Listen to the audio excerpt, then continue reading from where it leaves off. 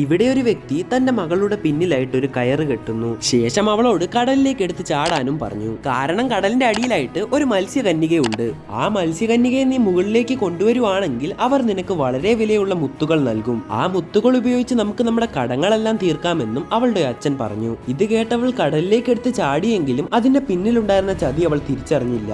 അങ്ങനെ കടലിന്റെ അടിയിലേക്ക് പോയ അവൾ തന്റെ അച്ഛൻ പറഞ്ഞ പോലെ ഒരു മത്സ്യകന്യകയെ കണ്ടു. അതിന്റെ അടുത്ത് പോയി സ്പർശിച്ചതും അവളുടെ അച്ഛൻ പറഞ്ഞ കാര്യങ്ങളെല്ലാം മത്സ്യകന്യകയും കേൾക്കുന്നു. ശേഷം അവർ ആ കൊച്ചിനെയും പിടിച്ചുകൊണ്ട് മുകളിലേക്ക് പോയി. തിരിച്ച് ബോട്ടിൽ കയറിയ അവൾ തന്റെ അച്ഛനെ മത്സ്യകന്യകയെ കാണിച്ചു കൊടുത്തു. അപ്പോൾ അയാളുടെ കൂടെയുള്ളവർ ഉടനെ തന്നെ അത് ചെയ്യാൻ പറഞ്ഞു. അങ്ങനെ അയാൾ മത്സ്യകന്യകയുടെ മുന്നിൽ വെച്ചുകൊണ്ട് തന്നെ തന്റെ മകളെ കൊല്ലാൻ ശ്രമിച്ചു. ഇത് കണ്ട് ഒഴുകി വീഴുന്ന മത്സ്യകന്യകയുടെ കണ്ണീർ വളരെ വിലയുള്ള മുത്തുകളായി മാറുകയും അത് കൂടെയുള്ളവർ ശേഖരിക്കുകയും ചെയ്തു. എന്നാൽ ഉടനെ തന്നെ അവർക്ക് നേരെ ഒരു വലിയ തിരമാല വന്നു. അതിൽപ്പെട്ട എല്ലാവരും മുങ്ങിയെങ്കിലും ആ പെൺകുട്ടി കണ്ണു തുറന്നു നോക്കുമ്പോൾ മറ്റാരെയും കണ്ടില്ല.